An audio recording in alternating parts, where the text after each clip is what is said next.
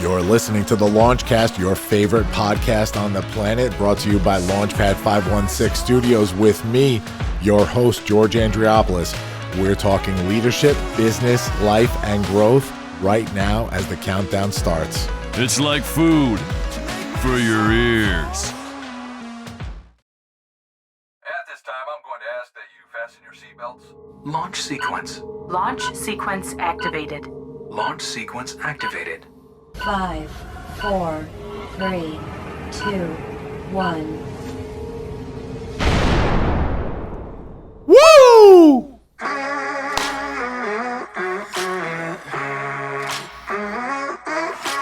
Hey, everybody. Welcome to the Launchcast. Episode 308, The Food Speaks and So Does Chef. I have been waiting weeks to bring this one to you guys. Goosebumps, excitement. My guest is laughing over there in the green room. I am so excited. But first, it's the Launch Dad himself bringing you your favorite podcast on the planet. Leadership, business, life, growth. Right now, as the beat drops. Into the black hole.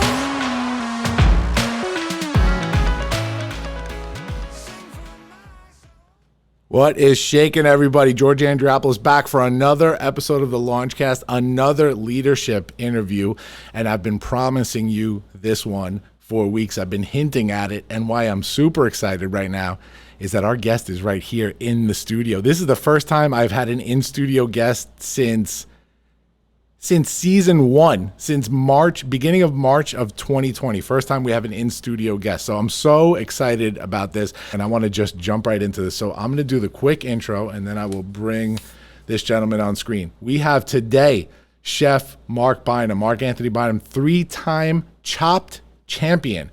Was born and raised on Long Island among 4 siblings. The initial draw to him becoming a chef was watching his mother cook for the family and loved ones. He observed the joy on people's faces while eating. He also had a gift with his hands, and I can attest to that. I have eaten this man's food. Incredible. Even at an early age, and he has translated that to the presentation of his dishes. We're going to go through all the rest during the interview. So let me bring this guy on screen right now. There he is. What's happening, my man? What's going on, man? How you doing? I'm good, man. So great to have you. So first of all, I want to do this. Hold on, my mic is blocking my video here. You got the shades. I noticed those on the interwebs. Hold on. Let me get my... You already know. Right there. That's right. Yeah. You know, even in death, I'm the hero. Tony Stark. We got the Tony Stark vibe today. I had to bring these out. Mark, thank you so much for being here, buddy. I appreciate you so much, man. Likewise. You got a nice setup. I love the intro. The intro was dope. You got me hyped. That's right. That's what it's about, man. We had last week we had this guy Joseph Corella on. He's got this company 567 Broadway, and he was in the green room virtually, and he's like bopping along the whole time. He told me he was actually going to create a TikTok to our theme song. So let's see if that happens. Heard that. Yeah. All right. I want to jump right into it. First question we always ask of our guests, Mark, are you a leader? Yeah, I'm a leader. I don't think there's any question about that. I like leading, I guess. Yeah. I like creating. And putting things in place. Tell me about leadership to you. Tell me, what is your definition of leadership? It's progressed over so long. I think if you were to talk to me a couple of years ago, it would have had to have been a person that's super duper strong, leads by just telling people what to do all the time and not necessarily referencing the needs of the people, but knowing them. Now, more mature, I would tell you the person, takes everything into consideration, oversees people, understands everybody has a different voice, knowing that their vision lines up with your vision so you can be better people. And it's not just about monetary. I think that money drove me for so long. A leader isn't one that's driven by money. He's driven by purpose. And that's what a leader is to me. So I'm driven by a purpose. So yeah, I'm a leader. Yeah, I love hearing that. So I want to dive deep into that before we get into the whole timeline here like we do on the Launchcast. I've heard you say before and you talked about this a little bit in your definition of leadership. I've heard you say before publicly that you are not the easiest person to work with or work for. But if you want the job done, you're going to get it done. Tell me your truth in that statement when it comes to leadership, because I know as a company, as the owner of a company with employees, as a man that I consult for companies with large amounts of employees, I know there are so many nuances in not only being an employer, but being a leader, a person that stands up in front of people and shows them how to best do something. Tell me your truth in that statement of why you can lead while not necessarily being the easiest person to work with. Because I oversee the vision. Like one of the best parts of being a leader is being able to see different sides of it. Yeah. One One of the worst parts of being a leader is being able to always see the different sides of it, because not everybody's always going to be happy. You know what I'm saying? When you're striving for something, because there are so many nuances in people. Like, everybody wants to get to Z, but they have their offshoots, and their offshoots might not always align with being at Z. I try and shade all of that out, be as, I want to say, complimentary as possible, and knowing the needs of all the people, and letting them know from the jump. You're not always going to like what I'm going to tell you. You're not always going to like what I do. But if this is our goal, and this is our goal, and this is where we want to be, this is what needs to be done. And I'm not always happy with that, because as a leader, you're not always going to be happy with the outcome either. But if it met the needs of the people that are following you, and it continues to move you along, then that's what you have to do as a leader at that time. So we may be leaders, but we're human beings also. And so this is something that always interested me about you, because I sort of came from the same place. Mm-hmm. I tried to really evolve early on in this, but I don't know, the first 8 or 10 years of my career, my professional career, man, I knew what I was doing, right? Like I was so good at what I did, but in terms of being a boss, being a manager, I was fucking horrible, bro. Like I was the worst. How do you reconcile that as a human being? Because I know at the end of the day, and people don't realize this, sometimes if you have to be hard on an employee, if you have to be hard on the people you work with, the vendors you work with, whatever, in order to bring excellence to the table, that you can't always be the nicest human being. But at the end of the day, what they don't realize is you go home and you're in your thoughts. Like, you feel that. You don't want that necessarily. So how do you 100%. reconcile that at the end of the day for yourself? Sometimes you don't. Like, certain things just don't get you back to zero. And as a leader, you take on those things. As a person, I'm saying it's not necessarily as a leader. Like, I'm saying there's some great people that do those things, but sometimes you don't reconcile them. You know, in Hoodlum, I remember it was right after Bumpy killed a guy, and then the guy that worked for Duck Schultz was coming down the stairs, and Bumpy asked him, he was like, how do you sleep at night? Because he was ultimately going against his people. He was like, how do you know that I sleep? Like, you don't know the thoughts of the person that's leading you, you know, for the most part. You can try and empathize with them, you can try and understand them, but, you know, everything isn't reconciled. It's not. And you got to deal with your demons. You got to sit on your couch, and hopefully you have a release, and it's manageable.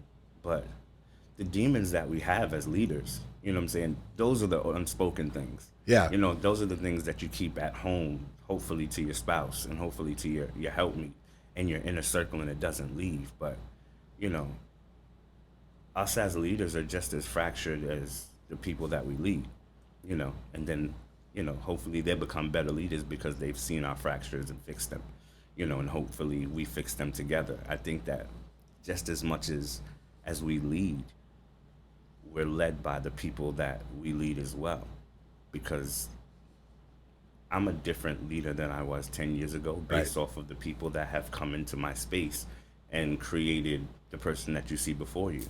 The 24-year-old chef versus the 42-year-old chef are two totally different people. You know what I'm saying? It's introspective. And as a leader, you always have to be learning. As a leader, for me, this year I've learned I'm not learning enough. Yeah. You know. Yeah. Love that. When you look back to all of the people that you've dealt with throughout the years, because I know this is something that for me has weighed on me. I have left people inspired. I have left people angry. I have left people bitter. I have left people fulfilled. I mean, the entire spectrum in people that I've worked with, and not just work projects, right? Extracurricular stuff that you do. What's your hope for the mark that you left on them as a leader years later, and especially to those people that you've worked with that you have not necessarily ended on the best of terms with?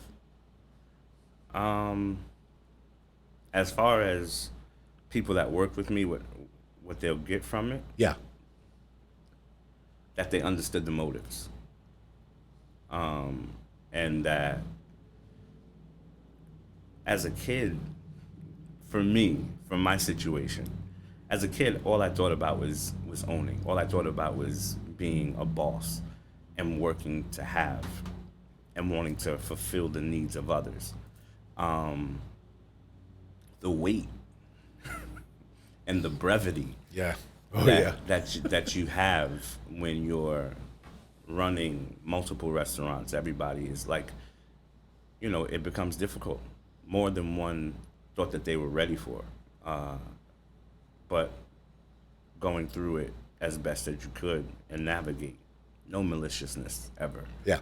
I think that, and the people that work for me that I've been hard on, based off of my upbringing, and it's not an excuse, and that's why you have to learn how to go outside your boundaries. But based off of how I grew up, like there was one sound, and it was yelling. so that's the way I led, and that's my voice, Yeah. and as they grow up, like every chef that's worked with me is doing great things. Yeah. And they tell me, and they'll tell me now, like, yo, you were hard, but I understood it. Yeah. And it's a lot of people that look like me. I'm harder on my people than I am on anybody else. Sure. Because I know what they go through. Yeah. As a cook, growing up in an industry that doesn't look like me, and being young, it was nice. It was nice to then employ and hire people, but understanding if it's not me, somebody else is going to take you, and they're not going to be as nice to you.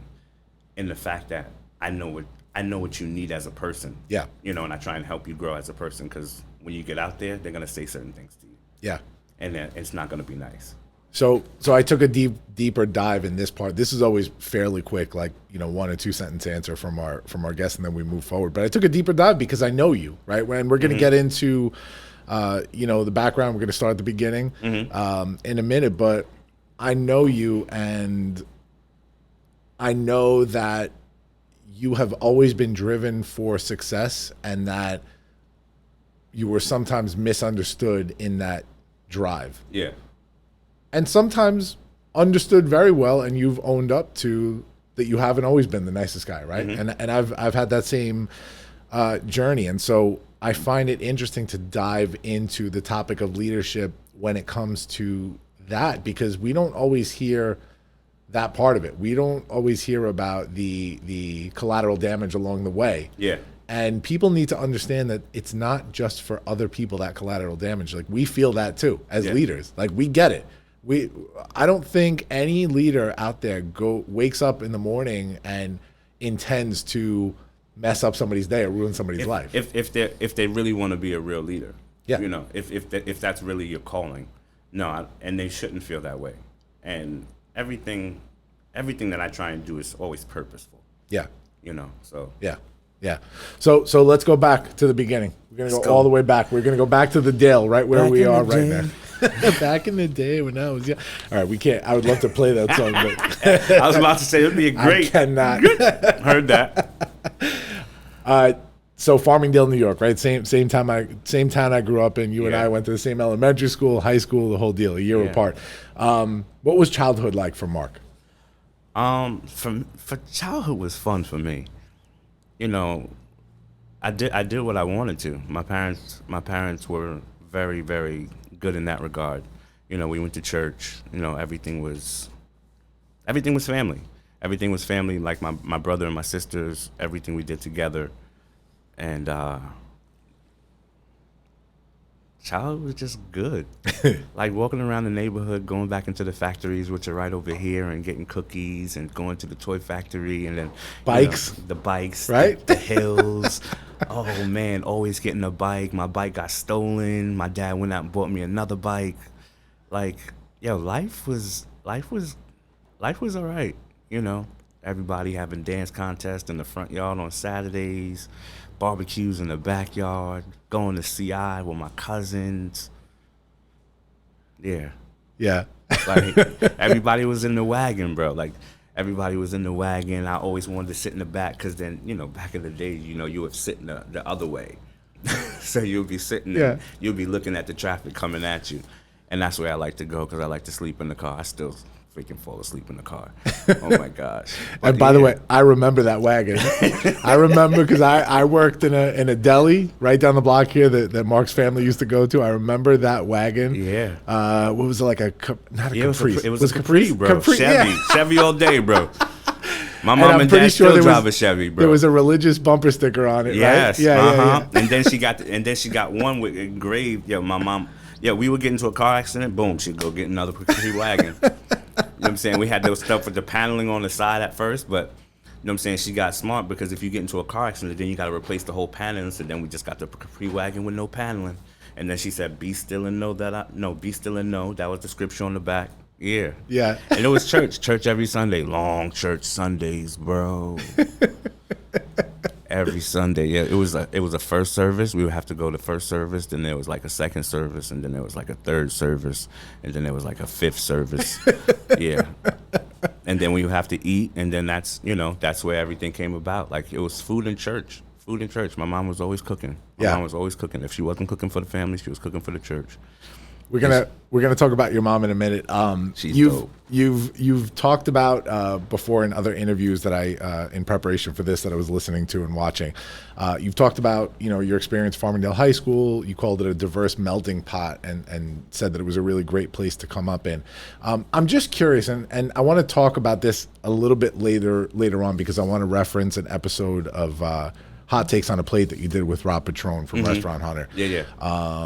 Great episode, by the way. And I know that wasn't the full episode. I hope he actually releases the full episode one day. But he shifted that episode, after the murder of George Floyd to talk about race in the food industry. I've interviewed other people from our hometown, and I did that How to Be a Human Being series in season 1. And I'm not saying people had a different experience than you, but man, I've talked to a lot of people of color, of all different colors, that have had horrible experiences growing up here. Mm-hmm. Talk about that for a minute and how you've taken that into adulthood, because I see your perspective on race. Can I? Please.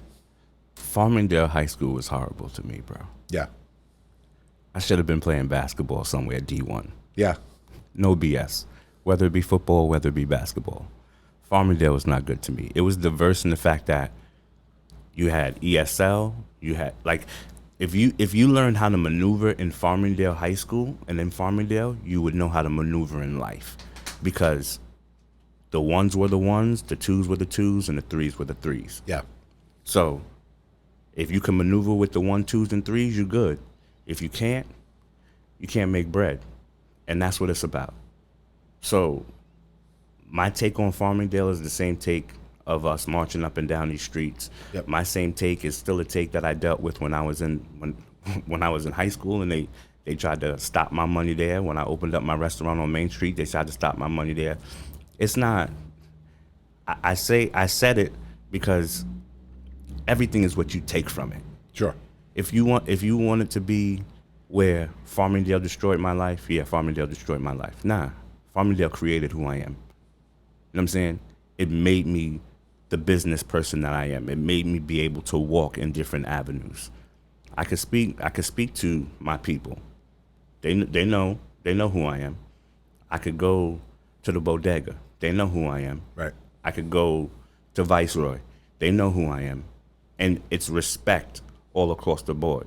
Yep. You gotta know how to move on all pieces of the board, because you just can't make bread on one part of the town and not be able to. You can't exist that way. Not Right. my life. Right. Not for the life of the family and the legacy that I want to build. And my mom went here.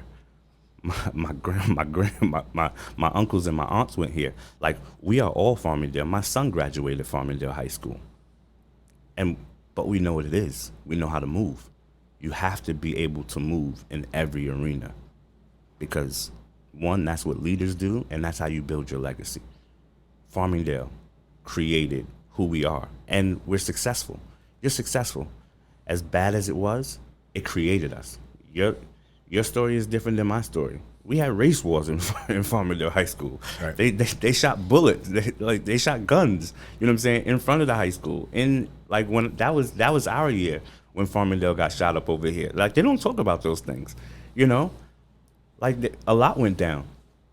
But Yeah. you gotta observe, and you still have to move forward. You can't stay. When you talk about moving forward, and this is what I really want to dive into here, and we don't have to spend too much time because I'm going to talk more about this later. But when you talk about moving forward,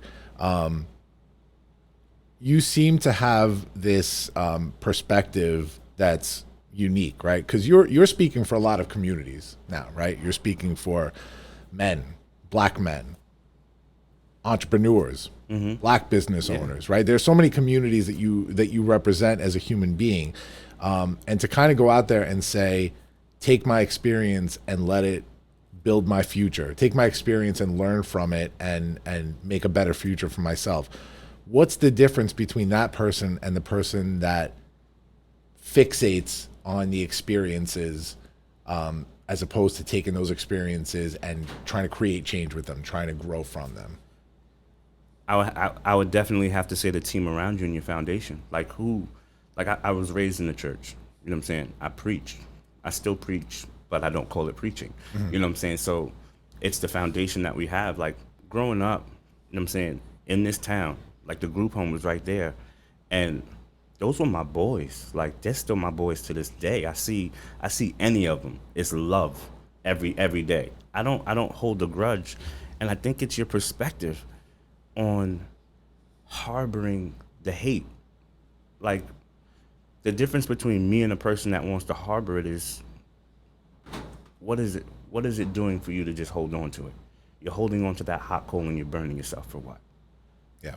But and having people that you can talk to. Like, I used to think it was cool to be like the Lone Ranger. No, you're weak, bro. Like you can't grow that way. And I think that you have to have real people around you. And I could speak this way because I was the guy that just wanted to hold that rock. And it fueled me for a long time, but it didn't help me grow. You know? So the team that I'm building around me, the people that I've let go of that were holding me back, you know what I'm saying? That's the difference now. And I would tell the people that are harboring it, like, start to pull back those layers and see what's there and what's halting you from your progress. Wolverine. Yeah. Like, you know what I'm saying? There was something. He had this, everybody has greatness in them. Pull it out. And then if it's not moving you forward anymore, then you have to then go back and see what's holding you up from your growth. Help people pull it out of you so then you can grow better. Right. You know what I'm saying? And that's the difference. You got to get a strong team. Everybody needs a team. You know what I'm saying? You're alone in this world. That's not a good place to be. Yeah. I love that. And then you left that school basically with a mission. I want to touch on, for 1 second, you did the BOCES program, right? Vocational. Mm-hmm. Yeah. For culinary. Yeah. Right. I think it's so important to mention this, not because this was part of your journey and your education to being the chef that you are today, because your real education was doing it. Yeah, right. yeah. That was your real education. But I love BOCES, by the way. Shout out to all the vocational schools that are still open. that's what I want to talk about. How important is it for people to understand right now that college is not the only path? college is not the only path. You can make a lot of money in a trade. Farmingdale High School will not let me go and speak because of my stance on vocational school in BOCES. Shout out to Farmingdale High School. Shout out to my alma mater. Who, by the way, is playing Massapequa in the semifinals on Friday. Can't wait. Oh, I love the team. My son played for him. But, like, you know, they opened up, like, BOCES is super duper important. That's my only formal education. And Farmingdale asked me to go speak when they opened up the kitchen, because they have a kitchen in Farmingdale. It's dope. I've never seen it, bro. Oh, it's great. Oh, it's great. And a food truck they have, and too. a food truck. Where'd they get the idea from? Oh, my gosh. So a kid comes into the restaurant on Main Street one day. He was like, "Hi, Chef Bynum. Hi, how you doing?" He was like, "We made your short ribs in class today." I was just like, "You made my short ribs in class?" "Yeah, we pulled your recipe offline and we made it in class." So my alma mater, which has me up the road, can call me at any given point and ask me for stuff, because I was giving stuff to the football team and the "Hey, Chef, you want to come in and cook ribs? Or you want to come in and cook short rib for the kids?" But so they opened up the kitchen, and they're talking about how they're not going to allow the kids to go to vocational school anymore because they're going to be doing it in-house. I was like, okay, so who's the chef? Who wrote the curriculum? No real answer. I was like, so are they going to be wearing chef clothes or? And then the kid comes in with his pants on his butt. I was like, yo, pull up your pants. And he looked at me and laughed. I was just like, if this kid is supposed to be coming to my kitchen in like 2 years, I was like, he's not going to stand a chance. I said, my mom had to buy my checks, my whites, my knives, my hat. I was like, it was an investment. I said, I went from Farmingdale. I stopped playing basketball, bro. I stopped playing football. You know what I'm saying? Among other reasons. But, like, I went to Levittown Memorial Educational Center. You know, we were there for half the day. Like, it's a different mindset. Sure. You know, they're not going to get the same if they don't go to a vocational school and work with, you know, vocational training. And you don't have a real curriculum. And you're not even bringing in the people that went through the system to help build the system. Right. Yeah. That's for another episode. But I love but vocational education. Yes, there's trade. You make so much. Like, nobody wants to work anymore. Yeah. And that trade, those vocational schools, not everybody's going to college, and you can make good money. Yeah, you can make 6 figures. You can make 7 figures. Like, you build yourself a company. You learn how to run a business. Learn how to run a business is important. Make sure you have a strong team. See, everything comes together. Let me give you all business 101 here, because Chef is talking my language right now. I'm going to put the camera on me right now. Listen to me. When you start a business, when you go do something, you have to fill a gap in the market. If nobody out there is becoming an electrician and a plumber, a construction worker, whatever, guess what? There's a gap in employment there. So you can go out and do this thing and make a ton of dough. Ton of dough. Get that bag. Yeah. Get that bag. If you're really doing it good, you're working Monday through Saturday, half the day on Saturday. You're off on Sunday. You're in high demand. I'm building restaurants all over the place. I can't get good contractors, bro. Yeah. Yeah, it's tough. It's tough. We're dealing with it right now. We're doing a whole bunch of work, and people don't show up. People don't call back. I'm like, do you not want the money? I have never. It's like you want to spend the money. Yeah. You want to do the business. You can't grow the business because there's no skilled hands. Yeah. Plumbers, electricians, pipe fitters, get into the unions, bro. If I was, and I'm gonna tell everybody, if you get into the union when you're 19, by the time you're 39 and you get out and you do your 20, you could start a totally second career. Yeah. Yeah. And you got a pension, 401k, if that means anything. Then you could be an entrepreneur. You could plan to work and work the plan. That's that Robert Kiyosaki, mind your own business. You better learn how to maneuver. If there was so many things I would have done different, bro. Yeah. Yeah. Make sure you keep your credit good. Jesus. I started off with bad credit. I'm a black man, but make sure you keep your credit good. We're gonna get into all that.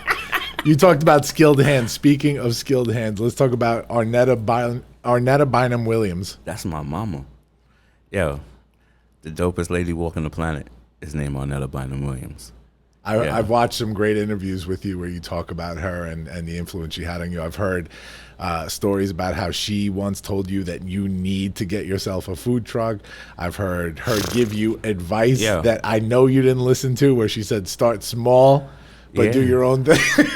Yeah, all of those things. And she's my biggest fan and my biggest critic. But she's the only person that could, not anymore. There's a little girl that walks around this earth that's about 3 years old that commands me at the drop of a hat. But yeah, my mom says some profound stuff. But my kids do too. My mom is so dope. That lady is the best. She's the mom of the neighborhood. Yeah. Like, she would bake cookies. She would, like, I'm like, Ma, they don't need to be talking for an hour. We need to go home and get something to eat. Like, word. Like, but I'm my mother's child. Like, now I see myself, like, her heart is my heart. And then, like, I see how it affects me. I see how it affects my kids. I see how it affects my middle son.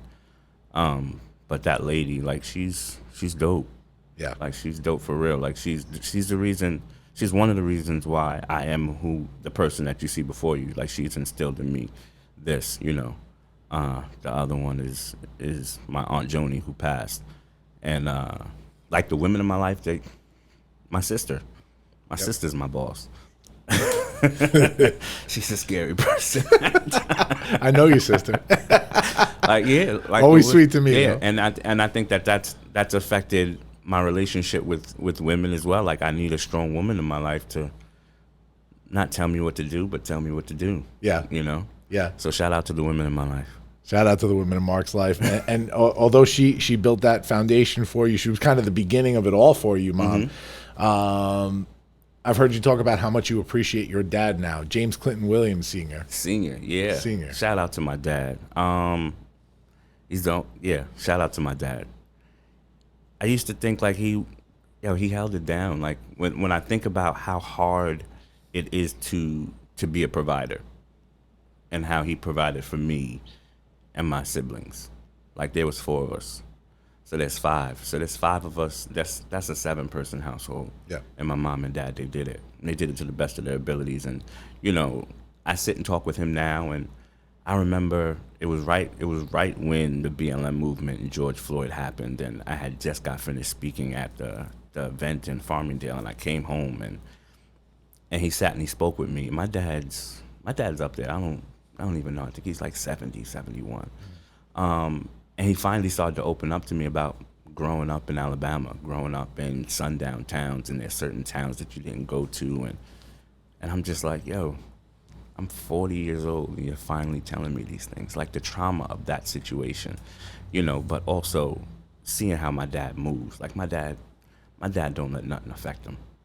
You know, my mom would be yelling at me. He'd be like, yeah, okay, Netta. Like, you know, that's profound for me. Yep. You know, because I always used to say I didn't have a person to look to. I didn't have a man in my life to look to. That's a lie. I didn't look at the person that I was supposed to be looking to. Who was taking care of me? Who was taking care of my brothers and my sisters? I love that man. Yeah. It's sometimes a quiet presence that has the most profound effect on you. I always said that about my dad too. When my dad retired from being the head custodian of an elementary school here in Farmingdale, 30 years of cleaning toilets to put food on the table for us, it wasn't until he retired where I kind of realized, like, his slow and steady way of just playing it safe and just being a family man was a lesson that I needed to learn, right? The humbleness of it. And I remember it came when I sat, he was retiring, and I went to a financial planner with him a year before to start planning for his retirement and the whole thing. And I sat down and I looked at everything. I was like, damn it, you did it, man.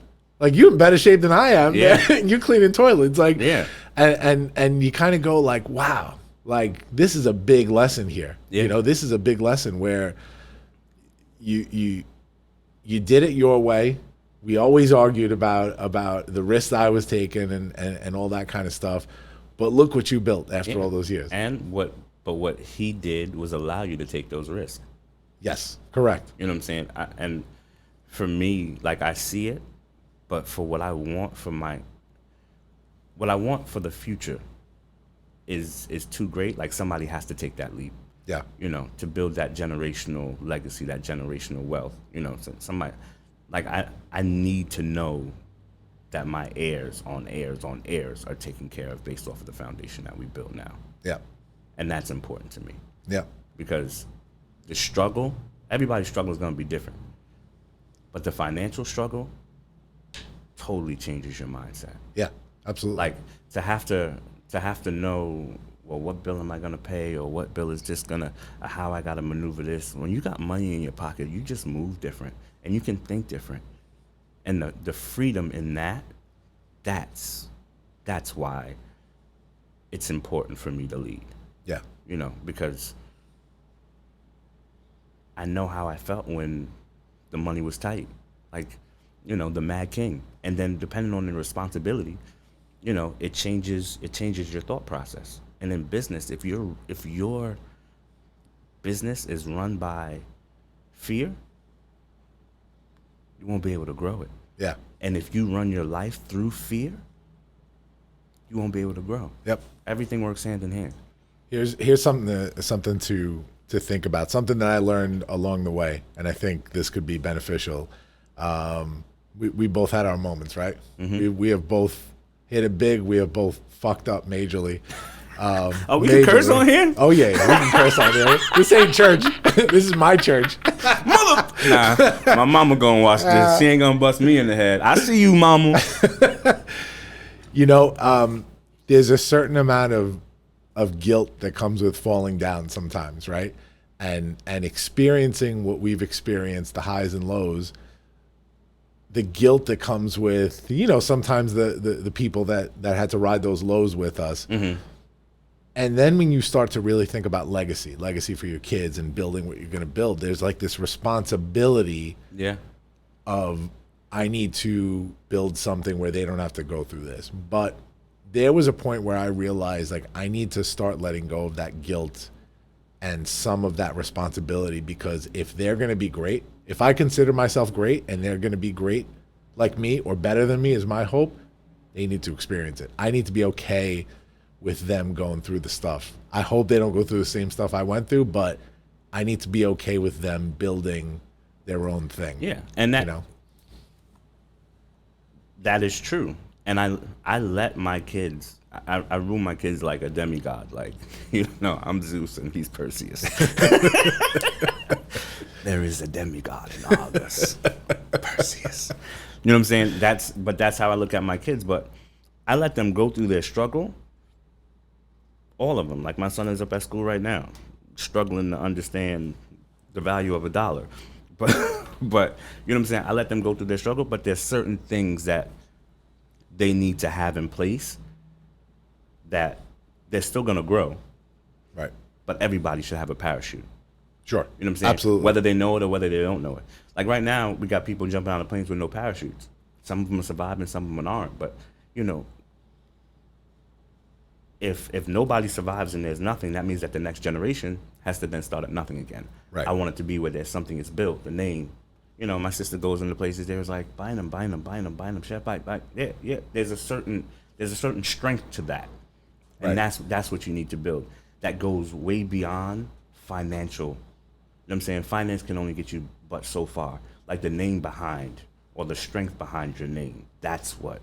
You know what I'm saying? My sister, she has her own arena. Me, I have mine. My younger brothers, like it's not just Bynum, it's Bynum Williams. So it's by will. That's the and we're tops at what we do. My sister is no joke. Like my brothers, they're no joke. But you know, it's all about that freedom to do. So yeah, I want them to go through some bullshit. Yep. And we're coming from two different places. We may have had similar experiences, and we may have both come from very humble means, but I get that we had different experiences. Mm-hmm. I didn't pay the black tax. Yeah. You know? You know what I'm saying? And that's understand. But you know, but depending on where you wanted to go, you would have had to pay a tax. There's always a tax to pay. Sure. You know, it's just that some are higher than others. But there's a lesson to be learned here. You heard Shaq's newest quote last week about his kids? Oh yeah. Yeah. Oh no, that's been a while. But that's what it is. He's like, I'm rich, you're not rich. He said, I'm rich, you're not rich. No, you're not gonna go and get that Tesla. He's like, you better go get that Charger. But he's gonna give them something. You know what I'm saying? Like, there's people around here that their parents are saying, no, I'm not gonna give you, but there's nothing that they can give them. Yeah. Except for work hard, and hopefully, eventually, when is eventually? Right. Eventually is now. Eventually is now. Now is eventually now. Yep. So there is no eventually. Yep. And there's enough things out there for people to do to break a cycle, to break a chain, to break a curse, you know, like get on it. Take responsibility for your actions. Yeah. And that's what it is. And love that. Love that. I want to move on to food for a little bit, although I don't want this to be the center of this conversation. Because honestly, man, and we've talked about some other projects we're working on. Food's a byproduct. Food's a passion. yeah, food is my one. Right? But there's so much more to the human being than just the chef and the food. I went back and forth with the title of this, with putting Chef Marc Bynum or Marc Bynum underneath. Ultimately, I got to look at my search engine presence and I put chef on there, right? but yeah, because this is about the human being. This isn't just about the chef. This is everything, right? So let's talk about food for a minute. So we talk about spark moments on this show, right? Spark moments, it's that moment when something happens in your life that becomes a pivotal moment, and good, bad, or indifferent, you go down a road. What was that moment for you where you said the food speaks? When did the food speak to you in a way that, I'm not talking about when you were just a kid with your mom cooking. I'm talking about when it clicked and you said, this is the path. That would have to be in Bosie's. First day we're in the kitchen. It was everybody's first day. You know, we didn't know what to expect. Knives were there. You know, the professors were there. Bucci, Samboy, Cuomo. Yo, those is my guys. Shout out to them. Shout out to every vocational school. And put the cutting board in front of us, put the knives in front of us. And I just picked it up, and it was chop, chop, chop, chop, chop, slice, slice, slice, chop, chop, chop, chop, chop. And then Mr. Bucci, he was just like, can you do me a favor? He was like, yo, can you make this corned beef hash? And I was like, all right, no problem. So I took the recipe and I looked at it and I was just like, all right. So I made it, sauteed it up. He was just like, okay, thank you very much. I was like, is it good, not good? He was like, no, it's fantastic. I was like, okay. And from that day, I was just like, I guess this is what I do, you know? And from there, it was just understanding the technique of it. And as much as I love the fact that I didn't go to school, now, I wish I would have had somebody to whip my ass. Yeah. Like, just go to school, get under some, like, because the French dudes that I've learned from, Jean-Claude, and, you know, working in different kitchens is great, but to be just, like, flung around like a little trick in the kitchen, at that age, I think it would have done me immense just to learn to understand technique. Like, there's different names. And it's always followed me through my whole career, where I'm cooking, and like, people didn't even want me to cook just based off of black dudes didn't cook. This is 25 years ago now, 26 years. So, yeah, that was my first aha moment. It was vocational school, the first day. Mr. Bucci cut it up. He was just like, he's like, you're a natural with a knife. I was like, thank you. And that's all I needed to know. That's what I was going to do. What's funny is you look at a young person right now. You look at, like, your oldest son right now, right, with 21, right? Somebody like that last couple of years maybe trying to figure out, coming to their own, somebody that age. There's a whole different world now, right? So communications are everywhere, right? We get to see everything in an instant, right in our laps. And when you think food and becoming a chef, it becomes sort of synonymous with Food Network and Chopped. And not you, I'm saying anybody. Like, people think like, oh, I'm going to become a chef because that's the norm. No. But you fell in love with it when it was just the food. Yeah, there was no Food Network. There was none of that. I couldn't sit at a desk. You know, I couldn't, and I was still understanding myself, and I felt like dealing with my depression. Like, I was the darkest person in my house. Like, I dressed like a bum, didn't care what I wore. I wore the same outfit every day. Didn't comb my hair, didn't do any of that. You know what I'm saying? I just had an issue with myself, and food allowed me to break out of that. But no, it wasn't the cool thing to do. There was no Bobby Flay. But for me, there was no Thomas Keller. You know, I didn't have that. I didn't have, like I'm saying, the Patrick Clarks. Like I wasn't given that space, that opportunity to breathe, because, you know, my mom and dad, they worked every day. Like they didn't take us out. They didn't explore. We would go to like Ground Round as a chef. You know what I'm saying? Wanting to be about food. Like my family didn't grow up on a farm. Like I wasn't like I was in a city where I had so much diversity as far as the food scene is concerned. So, you know, I had to learn that on my own, and that's one of the things that I wish I had more of. Right. You know, I don't know where I just went on that. No, but it's true. It's true, because you're in the vortex. You're in the food vortex. You're in the podcast vortex. You know, people don't realize they think, you know, becoming a chef, they don't even use the word cook anymore. No, right? They don't. Because they think the two words they know are sous chef and chef, but they don't realize that you got to be a line cook first. Because you got to watch. You got to cut vegetables these phones first. and everything, like, yo, it's so fun, bro. I was on the line, getting my butt kicked. Like every holiday and occasion, I was working. Every party, you're working the party, you know, and to be mediocre at this business, you got to give it 100%. Yeah. For you to actually keep a job, to work in a good kitchen, you know what I'm saying, to work under a good name chef, to really understand what food is about, you have to like be obsessive, to want to be great at it, to want to get your name in lights. And that's not even a thought. That wasn't my thought before. I was just like, I want to be able to take care of myself. I want to be able to travel when I want to travel. But not even thinking, because not being given the opportunity to know, I could be going to California, I could be going to the city, I could be going to Italy, I could be doing this and all of that. No, that wasn't my gig. Yeah.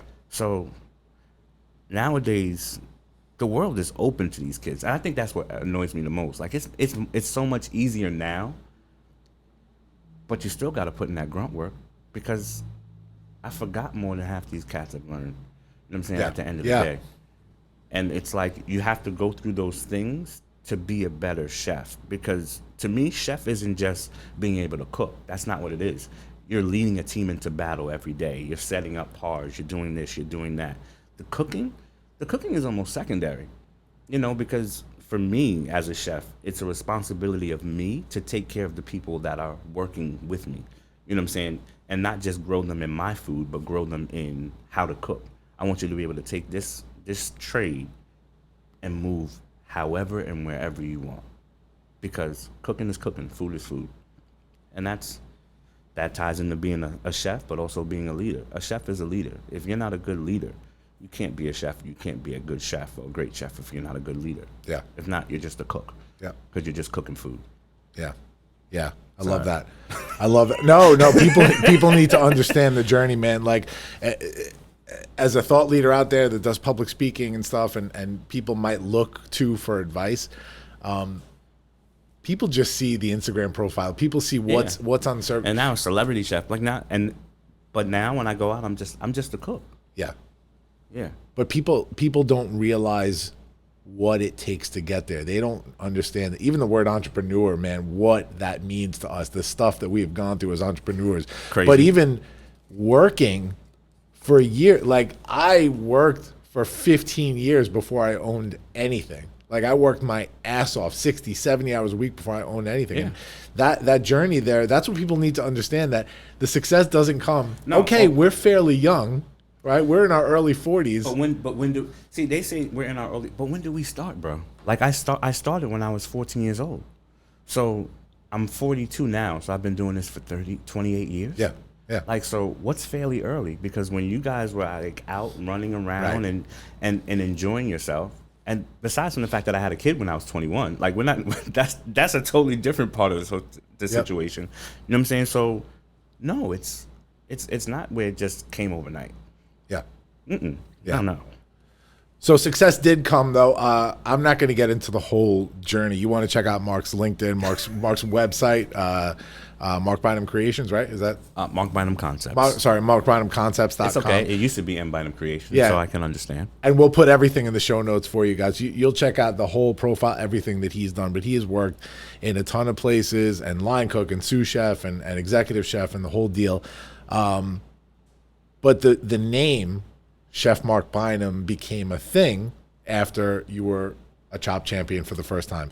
And we don't need to dive super deep into these 3 wins, although super interesting. You guys got to check out Marc's episodes. Always entertaining, right? And damn the gooey duck, right? Damn the gooey duck. 2010 was the first time. Yeah. You won Chop. First of all, quickly tell me, how did you land Chopped?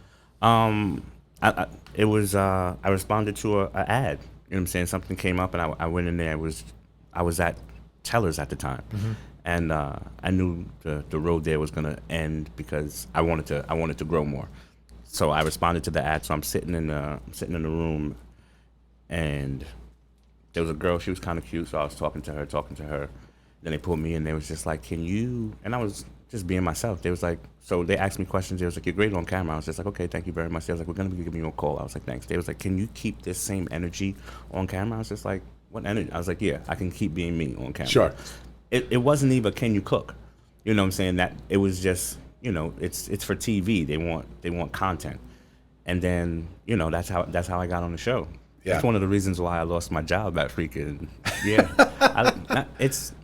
I love how things come full circle because the company is great. Like the company that I worked for, we still do business together. Yeah. They're a great company, but they allowed me. Sometimes you just gotta get clipped. Yeah, sure. So it's dope, and that's how I landed, and then the rest is history for the most part. I know that whole process is interesting. I don't think I ever told you this, but I was almost, and I know I could have pulled this off, but I really wanted to be real when I went through this process. I was almost on Chopped on one of their.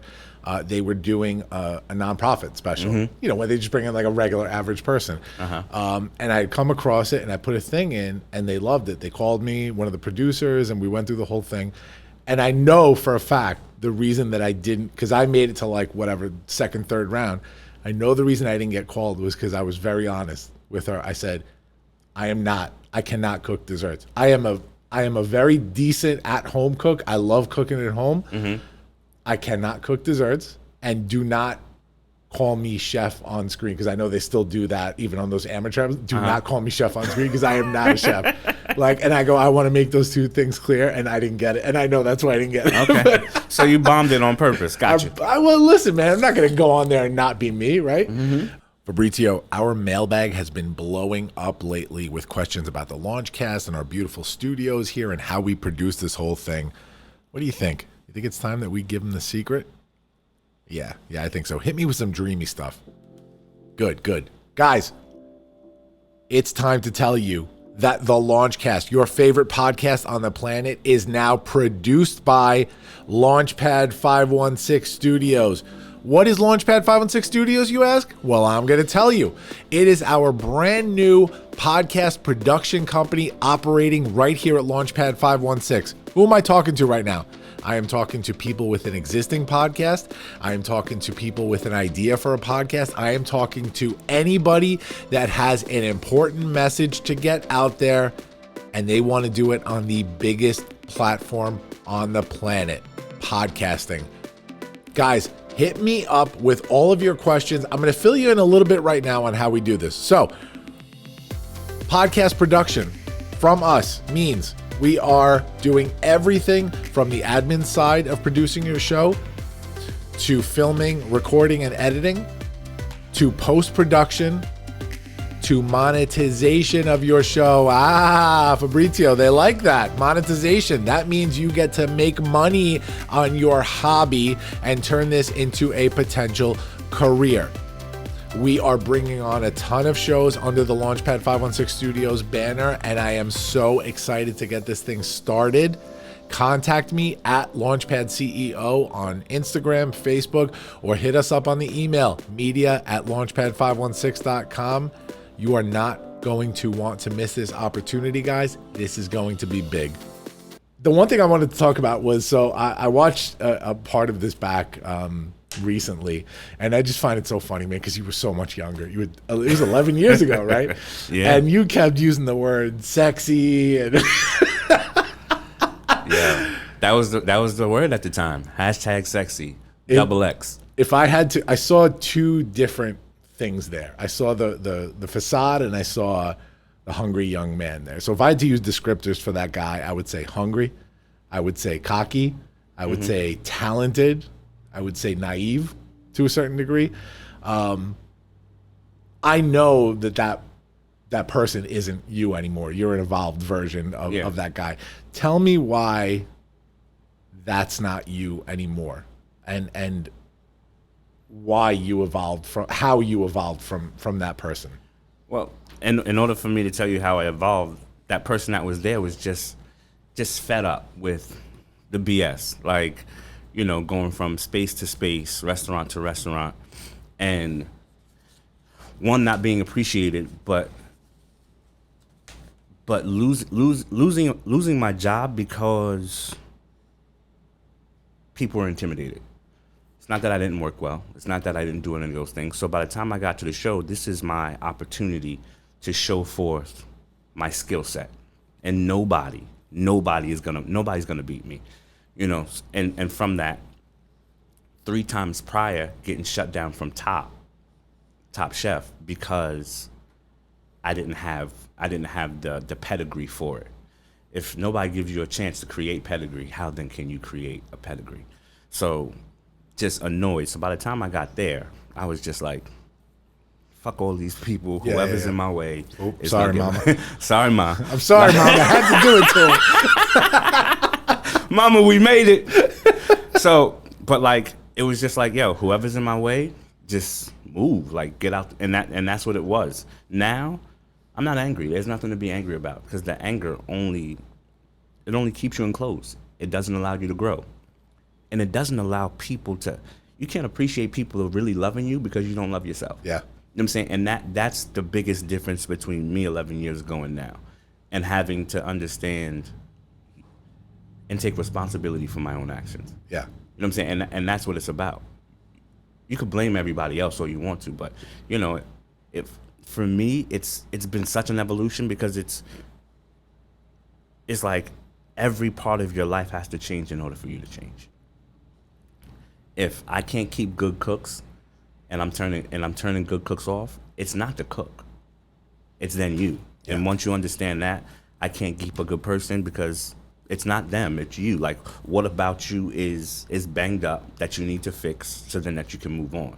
And the person that was back there, bro, I was 20, I don't even remember how old I was, 11 years ago. I was 30. You're No, 30. I was 30. Yeah, 31. Yeah. I was 31 years old. Like, I had my kid. My son was 10 years old. What the hell am I doing, bro? Yeah. Like I'm reaching for the straws. Like, how am I then going to, like, I can't keep on going through this. I was just divorced. I was like divorced. You know what I'm saying? My son, I didn't like the situation that my son was in. Like, everything was reeling, and this was my shot. This was my 15 seconds, and I have to capture it. I need that 10 grand. I need it. I needed to build my business. I needed to start something for me where I'm not reeling anymore, that I'm going to be able to support myself and my son, and I know I'm going to get married again. You know what I'm saying?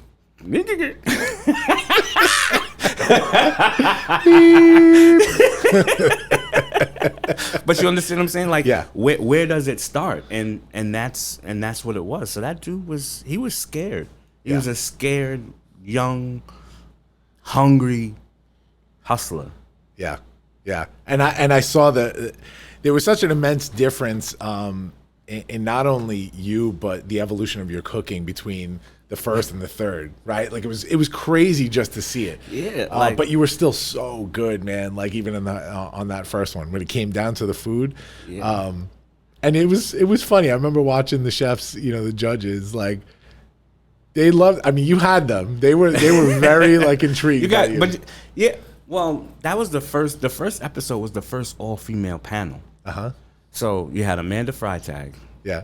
Amanda is so sexy. She is a pig. Yo. So you had Amanda Freitag. You had Jody Miller, which I've never seen after that, and then you had Alex. So you had the first all-female panel, and it's TV. Like, you have to create a moment. Yes. I'm saying you have to seize it. If you don't, then what the hell are you on television for? Like, those are moments that are going to be embedded in people's minds for the next 10, 15, 20 years. I got so much heat from that episode. Like, after my website went up, and then, you know, Instagram, not Instagram, but like Facebook. Oh, you're a chauvinist. Like, what are you talking about? You don't know me. Like, my mom raised me. My aunt raised me. I have the utmost respect for women. Like, you know, I might be fractured as a man. I can't keep a girlfriend, you know what I'm saying, or a wife. But that's not, my respect for the women is not, that's unwavering. Right. But so much heat for that episode. But that dude was, he did what he had to do. We talked about that before the interview. We were chatting a little bit about our other project we're working on, and you talked about people don't understand that they may see the arrogant guy, but there's so much behind that led to that. The arrogant guy is really just, you know, one that lacked confidence. Like, it was, I lacked confidence. I wasn't sure of myself, and it was the first. At the end of the day, it was the first time ever being on the big screen. Like, you don't know how you're going to, you know what I'm saying, receive that, how that energy that you have inside you, that butterfly, nervous energy, is going to then translate. It's either going to help you or it's going to hinder you. Yeah. Like, you got to learn how to harness that and use it. You know, that Mamba mentality type stuff. That's right. I'm going to throw out some accomplishments here, and there's so many more than this, but just to give our audience. This is what you're about to do right now? I hate these things. I hate this. Okay. St. Louis ribs on the cover of O Magazine. Humongous, bro. I just want to say there's some things you should never say no to. Yeah. And I just want to apologize to Gail King, and I want to apologize to the real Adam Glassman. After we did that live, and I said that I could ship my ribs, they asked me to go to dinner. They was like, "You want to go out to dinner?" And I said no. I said no to Adam Glassman and Gail, and I apologize, because you never give down multi-million-dollar, billion-dollar meetings. Yeah. Moving right along. Shout out Gail King. and again, I'm gonna put in the show notes not only some of Marc's links, but some interesting interviews and stuff that he's done, so you could hear the story about Gail and O Magazine and that whole thing. But For Food Studio, Prime, Tellers, Venue 56, Venata Project, Q9, Moo Burger, Beach Burger, Bamboo Tori, Cooking in Color, your show. Yeah, I love that show. Oh man, like, you've done so much from a professional standpoint, and I haven't even named the places that you own yet. We talked, I have a note in here, we got deeper than I thought we were going to get into, so we don't have to talk too much here about this, but Rob Petrone from Restaurant Hunter, you are on his podcast, Hot Takes on a Plate. Great quote. And I want to get into your food a little bit here. I don't want to take up too much of your time. I know we got a time limit, but nah, we're good. Let's keep it moving. All right. Rob's quote: "If you are not," and by the way, like, I listened to the dynamic between you and Rob on this, and this was the same outlook that I talked about before when we talked about growing up black in Farmingdale. You had this same outlook on this quote of Rob's. He said, if you are not of a culture and want to cook that culture's food for a living, you better be serious about it and do your homework, which is 1,000% true, and I know you agree with that. Yeah. You were of the mindset that that's no reason that you shouldn't still try it, right? The reason I mention this is because, and I noticed this about you, bro. I mean, I know we're friends for years. We're from the same place, but, you know, I don't talk to you on a daily, weekly, monthly basis all the time. And I remember when the ramen thing really started, and I was like, what is this cat doing? Like, what is going? This dude has this place with the most amazing American bistro food. Like, oh my God, he's so good at it. And you, like, developed this obsession with ramen. Noodle is therapy, bro. Yeah, tell me. Like, I love the fact that it's just so, it's new. Like, you can make your own indelible mark on it. Like, when you think about Japanese cuisine, when you think about Korean cuisine, like, those are over centuries and centuries. Ramen isn't that old. And it takes the best of everything. And I just like it because it's just a nice it's a one bowl joint. It's just dope. And then the diversity is in the broths. It's just, you can have like the tonkatsu, which is so complex, and it's just boiling of bones. And then you can have the shoyu or the shio and the fume. But it hits all notes.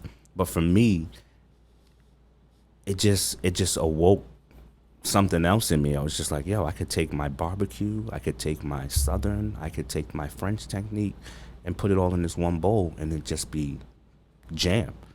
And it's fucking good, bro. Yeah. Like you get a nice bowl of noodle, it's life changing. And I push people to Moo Ramen, and you know what I'm saying?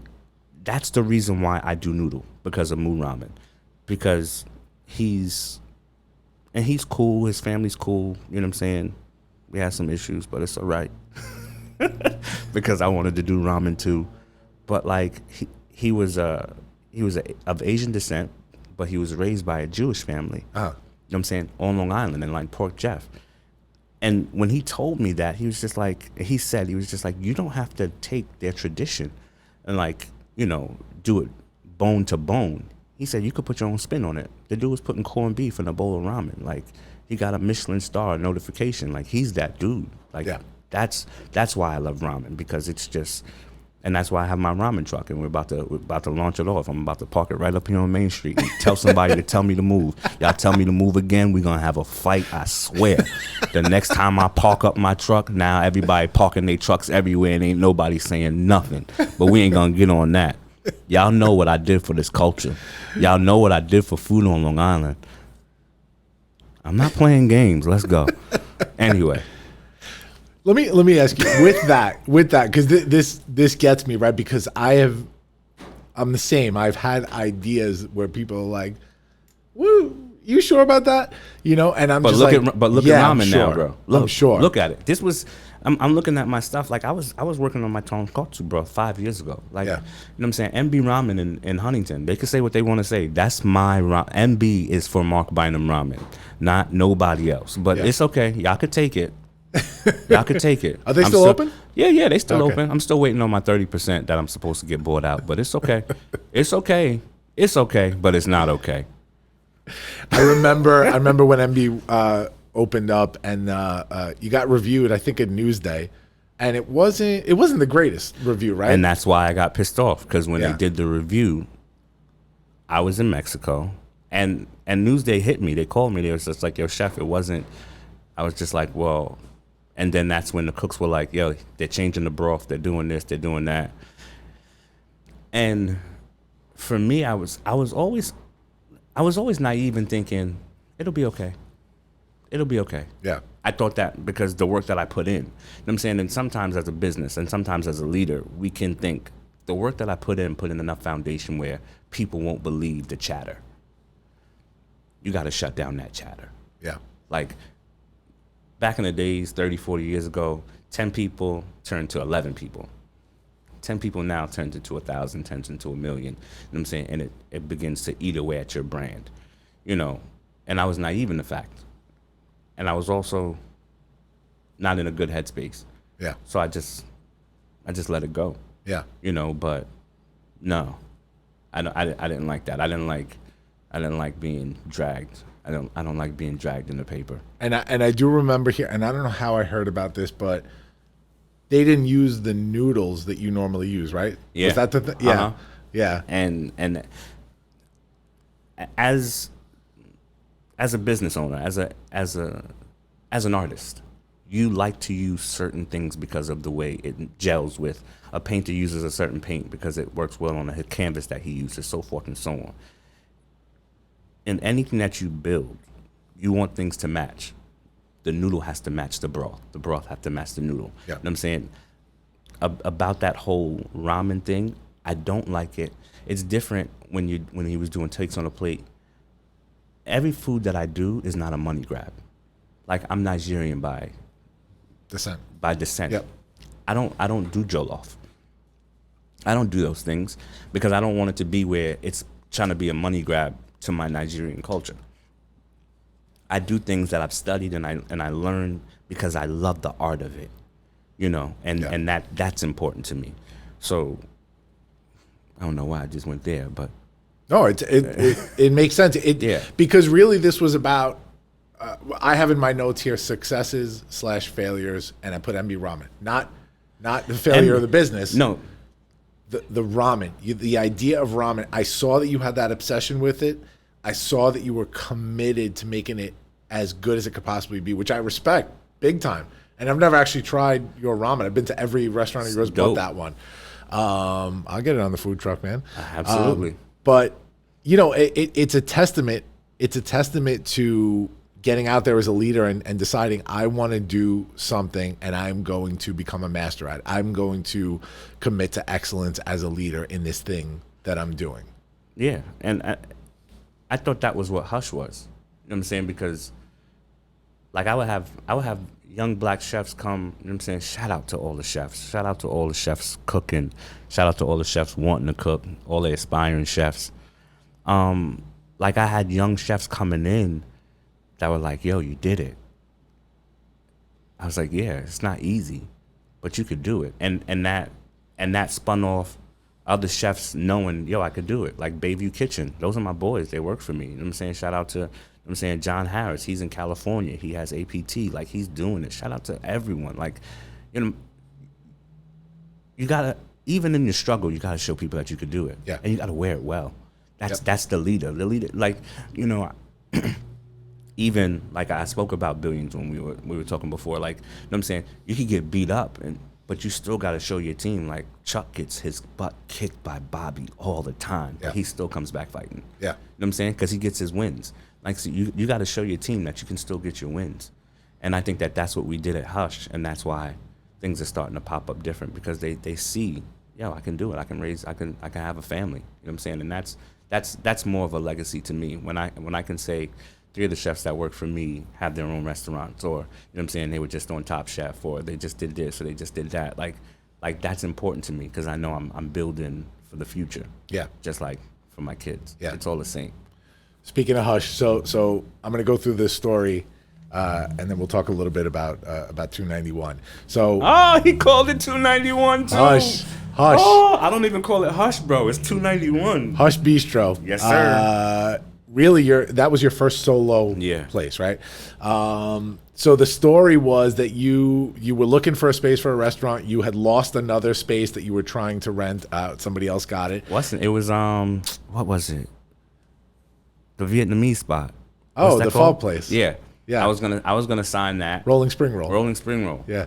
The day that I was gonna sign, he signed. Yeah. And the guy didn't call me back, and I was just like, motherfucker. And I had just lost Bollinger's, because that lady that was there, she was kind of cuckoo. So that deal fell through, and deal after deal after deal. And I was just like, you know what? I'm signing a lease today. Yeah. I'm signing a lease. Yeah. So I walked up, same block, Manila Market was there, called the lady up. I was just like, how much is the rent? She was like, $1,500. I was like, I'll take it. She's like, you haven't seen it? I was like, I don't give a shit. Yeah. I was like, I'm taking it. This is going to be Hush. Now, mind you, didn't have the name Hush. I was just about to open up a burger, because I was going to open up MB Burger across the street at Bollinger's, because they still had the shakes and stuff like that. Yep. It was going to be litty. Still haven't freaking made MB Burger Bar yet. Freaking crazy. Yo, the things that we have in our cachet are freaking amazing. Like, I'm sure if you go back into your cachet right now, like, yeah, I got this business plan. I got that back. I got this business plan. I got it lined up, bro. Lined up. Like, yo, where the money at? So, as soon as one comes in, it's just like, bink. As long as this gets off, I could do the rest of these things. But, yeah, so that's what it was. And I signed the lease. Speaking of lining the money up, so you signed the lease. You go to the lease signing. You pay. Bro, I'm broke. First month, last month, security, whatever. How much was in your account? Zippo, bro. I had 0 in my account, but I was like, you know what?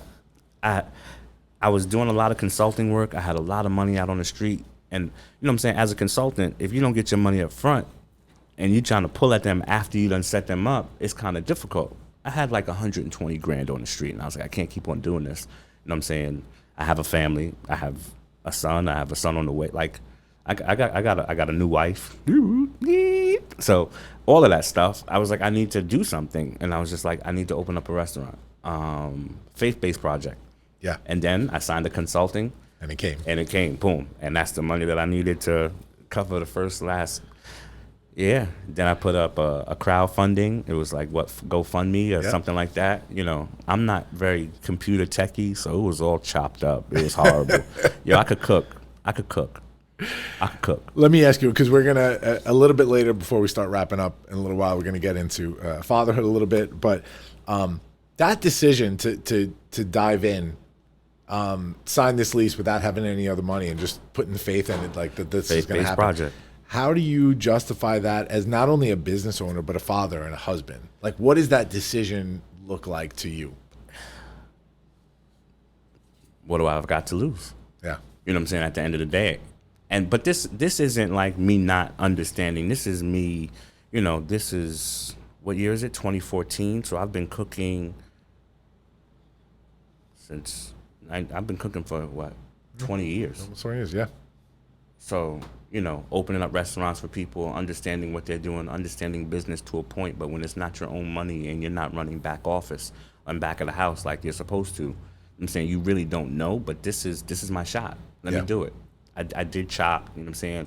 I ran Boston Restaurant Group restaurants. I did this, I did that. I'm consulting all over the place. I'm making money, but now I'm chasing my money. I need to do this. There's no question about it. There's no, and the money that I need to make, nobody's gonna pay me. Nobody's gonna pay me. Regardless of my pedigree, this is after 3 stars Times, 3 stars Newsday. You know what I'm saying? I'm not getting what my counterparts are getting. Yeah. You know what I'm saying? From jump though. Like I listen to stories from, you know what I'm saying, that the cooks that I work with, you know what I'm saying? Like how much was you making? You know what I'm saying? We at 20 years old. I was like, yeah, I was taking home like $350. They was just like, what? They was like, I was taking home $800, $900. So the disparity, if I don't change my cards, nobody's gonna give it to me. And even when they say they're giving it to me, they're not giving to me what they're giving to everybody else. So you had to make that decision. I had to. It was non-negotiable. It was non-negotiable. It wasn't like, well, let me try this again. No, I've tried it. I've tried it for the past 20 years, cooking in this industry, busting my ass for these people. They're not gonna give me no bread, so I gotta make my own bread. Yeah. But then, in that same resolve, in that same motion, the people that you're trying to pull the money so you can make your own money, you still gotta work with them so they can give you your money. Yeah. So but we did it. Because you have to, and it led to a lot. 291 Hush Bistro, 291 Hush Place Bistro, was litty, bro. Huntington, Big Black Food Truck, MB Ramen, Fatwood, Pop-Ups, Hush at Prime. Yeah, that was everything. Big. That was big. Hush at Prime was humongous. That was cool. Hush at Prime was humongous. We went there during that summer. That was great. That was shout out cool to the Boston Restaurant Group. Let's do that this summer. Yeah. I want to touch on one more thing with Hush, which I thought was important. Again, you see this stuff on social media, and you don't really see what's behind it. I try as a leader, as a father, as a husband, I try and kind of look into these things when I see them and go, I wonder what the motivation is behind that. So shit happens, right? Partnerships dissolve, whatever, right? Through a series of events, no more Hush, right? But you held on to Hush. Like the name was important. The name is still important. Like, why? That's my firstborn. You fought for that name. Yeah, the name came to me. The name came to me by God. Like, it's not like I was just like, oh, Hush Bistro, that's gonna be kind of cool. No, I was on my way home from Virginia. You know what I'm saying? People hear the story all the time. And I heard Hush, and I was just like, now I heard MB Bistro. I've heard, like, God gives me insight on what I know when things are coming, when they're not. And I'm just like, okay, Hush, I'll be quiet. He was like, no, Hush Bistro. And I turned to my wife at the time. I was just like, Hush Bistro. She was like, Hush Bistro, MB Bistro, MB. She was like, what is it? And I was just like, that's what I heard. I'm saying, so yeah, no. There's going to be a Hush 2.0. Yeah. Like, no, it's important because that's when you walk around the country and they say, how you doing, Mr. Hush? Like, I'm not, like the other day, a guy was just like, hey, he's like, you're the restaurant guy. And I'm just like, is that my new title? Like, am I supposed to then like trademark that, the restaurant guy? Let me look. So, but it's like, no, Hush is important to me. Yes. Still important to me. Like, if I do Hush Ramen, it's going to be Hush Ramen. Like, that is my brand. It's just as much as it is Bynum. So when I opened up 291, you know what I'm saying, it was that, and I, like, if you ask a person, yo, can you bring your restaurant to my town? Okay, then you want my restaurant. You don't want the name of my restaurant. You want everything that embodies my space here. That wasn't the case. So it didn't feel like, and I gave up. I literally gave up Farmingdale because I was like, I need to make this work over here. Right. I should have kept 291. The rent was low. I should have just kept it at event space until I was ready to figure it out. You know what I'm saying? Could have rented it. There's so many scenarios that I could have done. Sure. But being young, being stupid, being, you know what I'm saying, my ego, etching got out. Thanks to my boy, freaking, yeah, he told me. I went to Alabama. I got a spot in Alabama now. And I was just like, yeah, the guy's ego. And my boy Haller was just like, yeah, that's etching God out. He's like, we don't do that around here. Yeah. I was just like, I'm going to take that. So my ego made me give up the space, which was my income, no partnerships really, Right. to go work with partners, but not really partners. And it just didn't work out. You know what I'm saying? So for me to get my name back, it was like Famous Amos trying to get his name. Like, you know what I'm saying? There's certain things that resonate with me, you know what I'm saying, throughout my childhood growing up and understanding that, you know what I'm saying, they took his name. They took Famous Amos's name. He couldn't even use the shit. He was on Shark Tank. Yeah. You know what I'm saying? Trying to make cookies again. My guy, like, you old, like, nah. So, yeah, it's important for me to get my name back. And that's what I tell people all the time. Make sure your stuff is trademarked. Make sure your stuff is protected. Yeah. You know, a team is important. Like, that's that business 101 that we all talk about. Yep. Make sure you dot your I's and cross your T's, because somebody will come and get you, because everybody's shifty now. And nobody wants to work, and they just want to take your money. Yep. So it's important.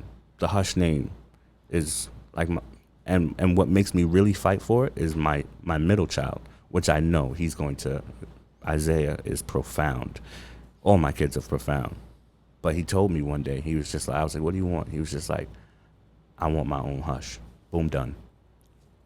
Nobody's taking that. You could open up a Hush and any, like, you could have that Hush, you can't have that logo.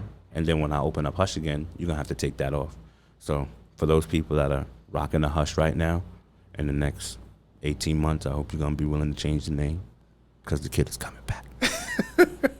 We're going to talk about all that stuff before we wrap.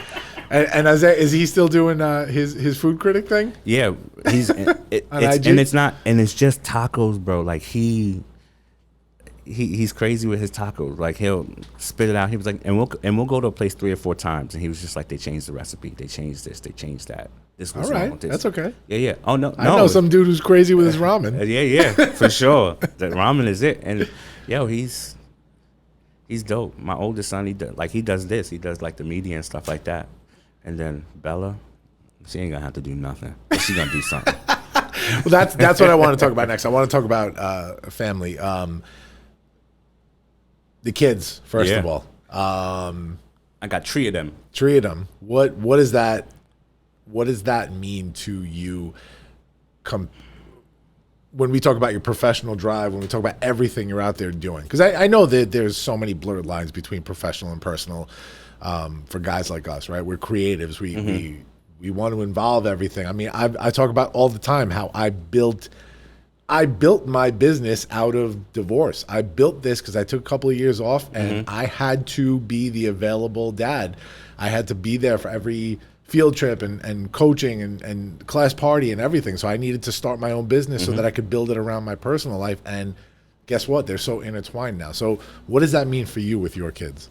That's one of the reasons why I wanted to consult and stuff like that. But dad means everything to me.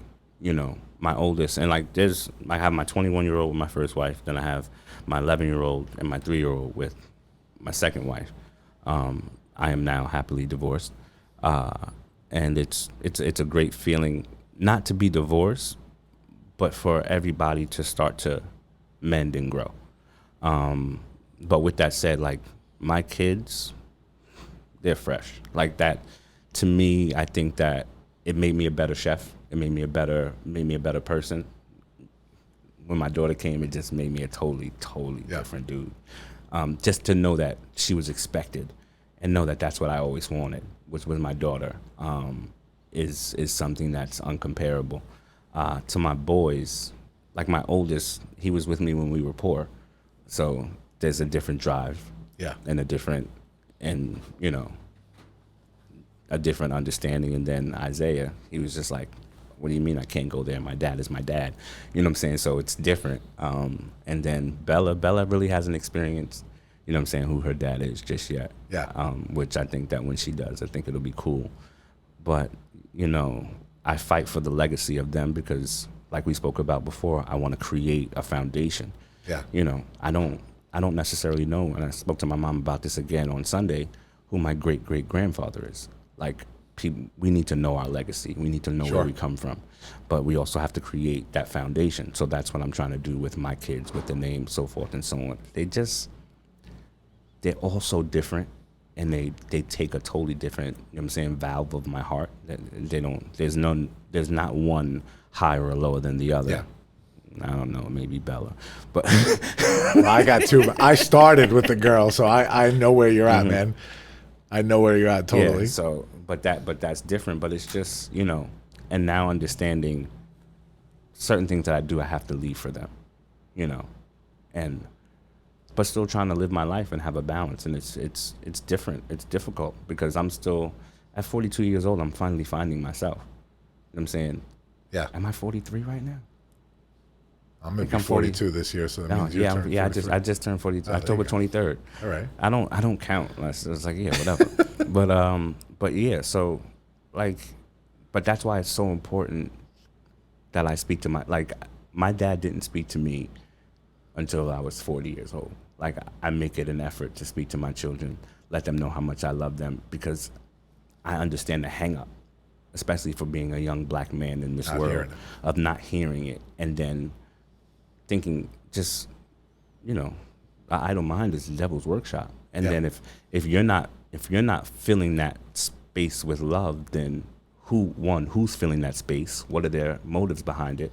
And then that just makes it a longer time for them to heal. And I don't got time for that. Yeah. So I try and be as present as I am while still being Zeus and Perseus and letting them, you know, live their own lives. And it's different, you know. I think my coaching style, quote unquote, dad style, is different from my boys, definitely than it is for my girls, because, you know, they're just different people. Yeah, yeah. But it definitely helps me be a better leader.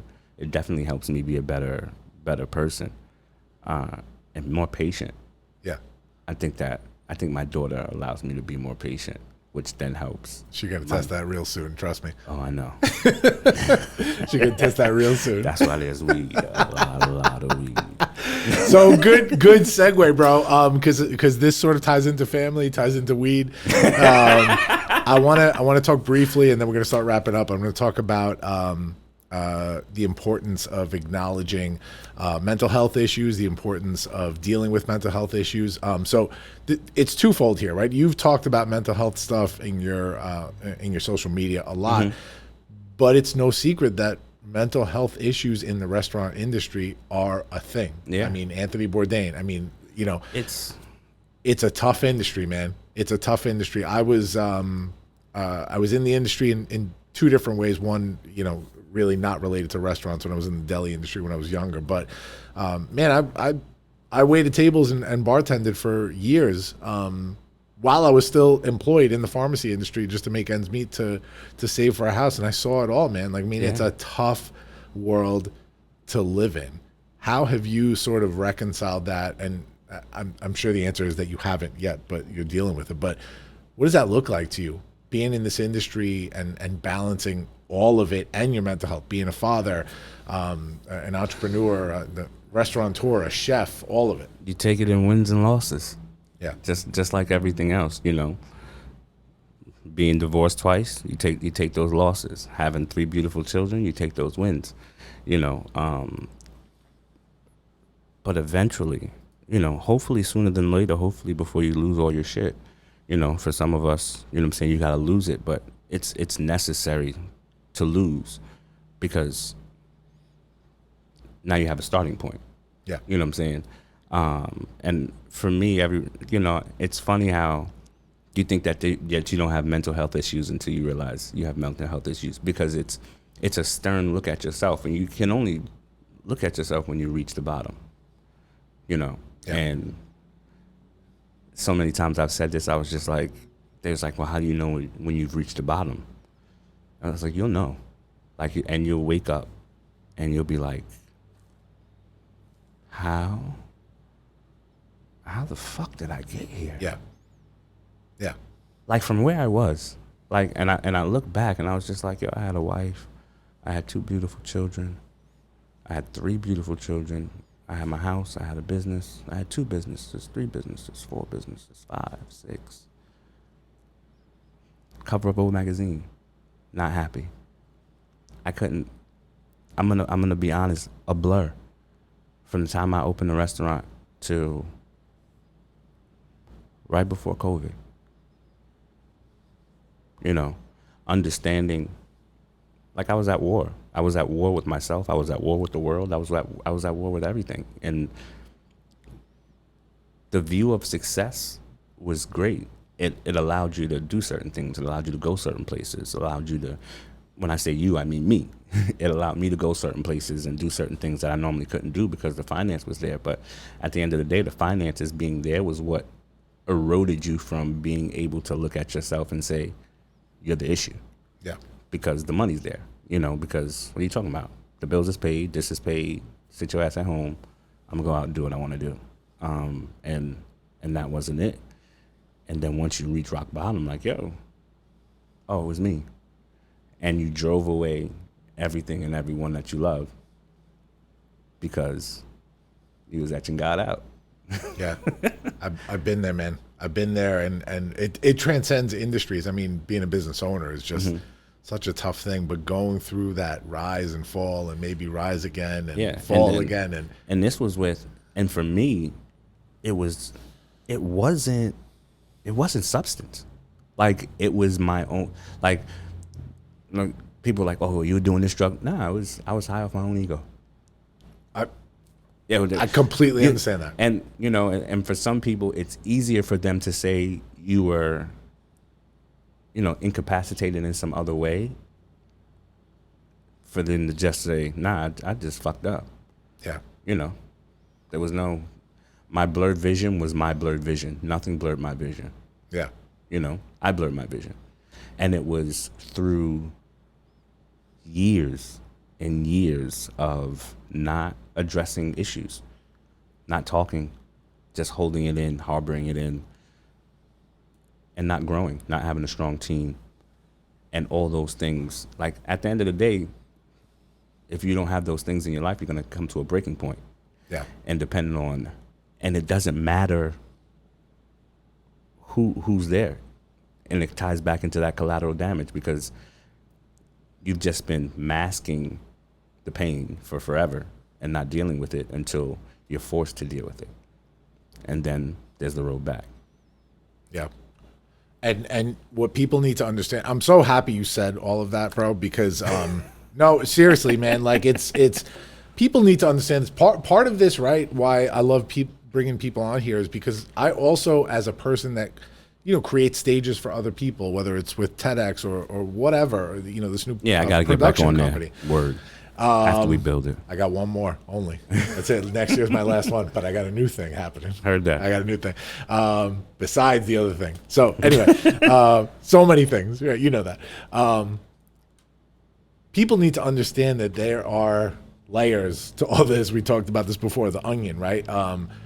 We make choices. Why do we make those choices? People need to be empathetic sometimes to the fact that these choices sometimes are made for us because of the experiences that we were in. I know you were in fog during that time. I've been there myself too. You know, it's I'll tell you right now, bro, full transparency now, because we don't pull punches on this show, and we're gonna be working on a project together. I'll tell you one time when I really knew that you were in a fog, where I got salty with you, was it was right after your third chopped, right? And I watched it at home with my wife, and you had won the first round and you lost in the championship round. And I listened very carefully in that episode. You were talking about your dad, you were talking about Alabama, you were talking about Roll Tide and all that kind of stuff. So the next day I happened to be shopping with my wife, Christmas shopping, and we went past like Finish Line or something, and they had sale on sweatshirts, college sweatshirts, and I saw an Alabama Roll Tide sweatshirt. And I picked one up, and I put it in a bag, and you know, men giving other men a gift, it's like weird. It's, you know, we feel awkward. And I wrote you a card from business owner to business owner. We're proud of you. and what you did. And I got the Alabama shirt, not because I thought you needed a sweatshirt, but because I wanted you to know I was listening, right? And I gave you that, and I never heard from you. And I remember going, this motherfucker. I don't remember that, bro. I gave you right outside of Hush. I was pulling, because I used to have the office across the street. I pulled up to park. I had it in my hand, and you happened to be walking outside of Hush, and I gave it to you. And I go, don't open this now, because it's weird, right? But just want you to know, man, like, we're proud of you for what you did. Okay, man, you know, I'll hit you up later. And I never heard from you. I was like, fuck, man. Like, I put myself out there, you know? And if you didn't just tell, never. And I believe you. Listen, I believe you. You probably put that down and never opened it even. Bro, Who knows? I was doing a consult in Bayshore, and a business owner came up to me. He says, and he was just like, "Hey, how you doing?" He was like, and you just looked like right through me. He was like, you were working. He was like, and I was like, okay, no problem. So I go out to dinner at his restaurant. I didn't know it was him. I didn't know who he was at the time that he said hello, and I was just brushing him off. And I'm there, and he's kind of like giving me an attitude. I'm just like, hey, what's going on? He's like, I'm the owner, da da da da. So we have a conversation. He's like, just so you remember. He was like, I'm not sure if you remember. He was like, but we were right across the street there, and da da da da. I was like, okay. He was like, yeah, I felt some type of way. He was like, I felt I had to say something to you today. I was just like, so you held that in for the past two. And I'm thinking to myself, like, Yeah. I was like, I don't. And I told him, I was like, I'm sorry, I don't remember that. I was just like, from the day that I opened up the restaurant and everything started happening, and I really thought it was. After I opened up the restaurant, I thought everybody's perception or outlook would be different. And when I say that, I thought that racism would like cease to exist from me. Yeah. Yeah. Good luck with that. So, you know, even in building the restaurant, having to kick out one of the contractors just because, you know what I'm saying, he made a comment, didn't finish the work, like all of that. So, you know, they gave me heat about my truck. So I was like, just in a I get it. And that person right there was more angry than the person that won Chop the first time, because now the stage was bigger. I had more responsibility. You know, why am I getting treated like I just want to work?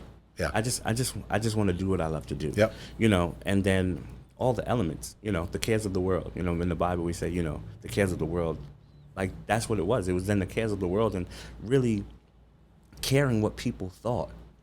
And that's what banged me up. Yeah. Because that can bang you up. You know what I'm saying? And I tell people all the time, I was like, if you got to believe the good, you got to believe the bad too. You know what I'm saying?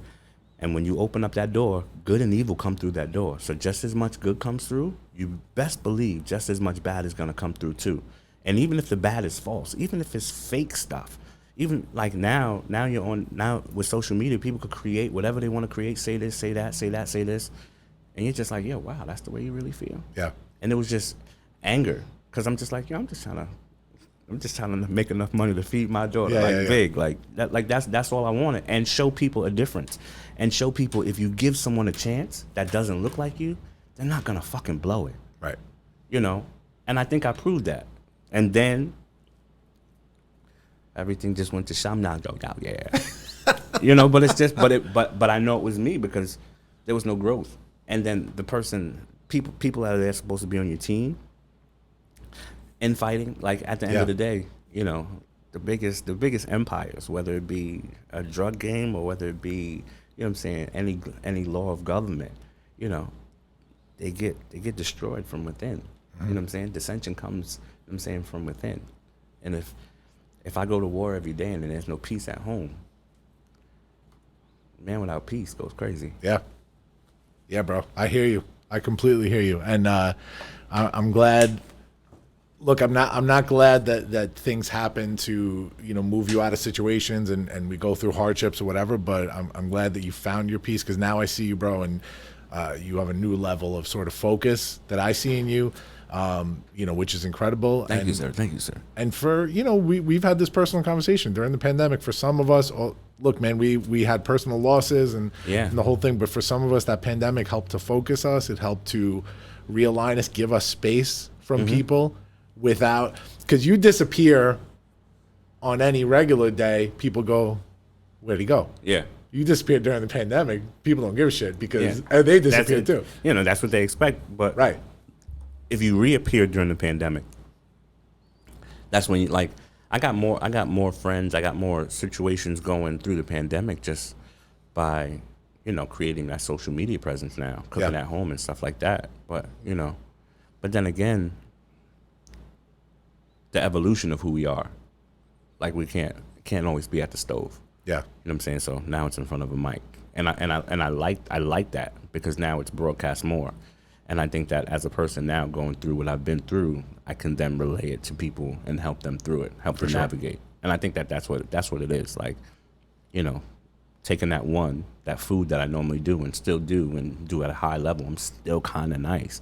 But now pushing it through the media waves and putting my flavor in your ear, as you will. Shout out to Craig Mack. Rest in peace. Flavor in your ear. All right. We're about to wrap it up with the big three, but we got to tell you what Chef's got going on here. I'm gonna throw them out there in a list. New food truck. Who this? Yeah. That's Hush Ramen right there. That's New gonna food be, truck. Mm-hmm. Marc Bynum Concepts, of course. Yes, that's the consulting and the catering company. Check it out, marcbynumconcepts.com. Cook Up. Oh yeah, that's the edible brand. Yo, microdosing is necessary for life. Hold on. I'm gonna do this with a question mark. Ready? Sea moss? Yes. What? Sea moss is necessary. I got the moss. Yes. Listen, the sea moss probably sells more than my Cook Up. It's at Fountain right now. Shout out to all the fountains. It's at every fountain that you go to. But the sea moss is necessary, like vitamins and minerals. Sea moss helped me through COVID. Sea moss is that cure. Sea moss, and it helps you keep your yang up. Yang. Word, gives you energy. Sorry, mama. Nah, I'm not sorry, mama.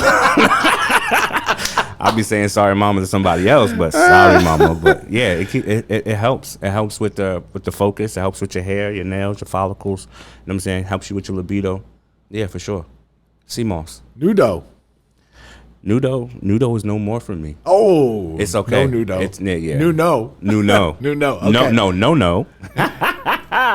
Event space for in a warehouse could be you if you own a warehouse. Yes, it could be Hit 'em you up. if you wanna. Yeah, that like this right, like this setup, but with food, I don't think I know. Yeah. So I'm looking for the warehouse space and Hush 2.0.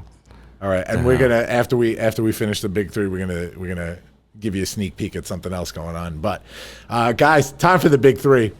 The big three. Mark, I'm gonna throw these things out there. You're gonna give me your top three for each one. Okay. Right? Top three, quick, concise. Ready? 3 favorite restaurants.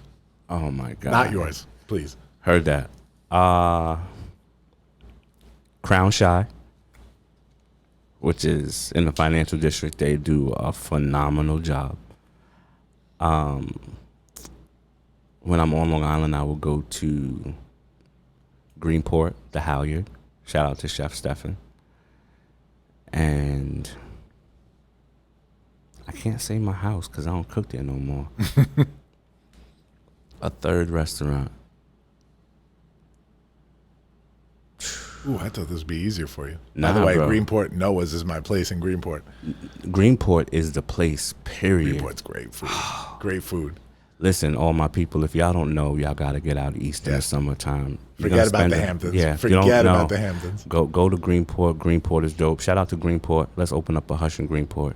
Pop up. Let's go. That's it. That's the third one. Hush and Greenport. Enough said. Okay, next one. 3 favorite food trucks. Not yours. What is it? Mata Taco. Dope. Mm-hmm. I'm going tacos. The Porky Pig Lady. Dope. And just because they always I'm gonna have to tie it between Mama's Garden and the Big Black Food Truck because Okay. they're my peoples. Okay. Have you ever tried in Astoria, the souvlaki lady? No. She's on Oh, 30. but shout out to Berea Taco and yeah. And then it's all tacos though, bro. Because then I got my boy Chef Cordero. Shout out to him. He's in Westchester and he got a taco joint too. Okay. Crazy. It's all about the tacos. You got to try souvlaki lady. Okay, She's I'm gonna incredible. try it. She's on 30.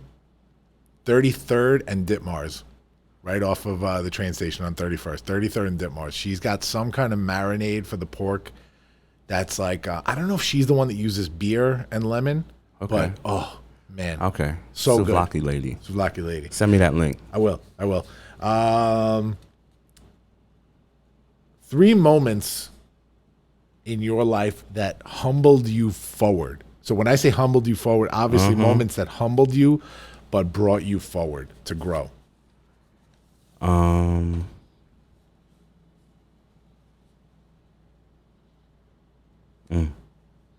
The first one would be Marriott, Pennsylvania. I go there as a corporate task force. I played up like I'm walking around there with swag. I'm 21 years old, youngest guy on the corporate task force.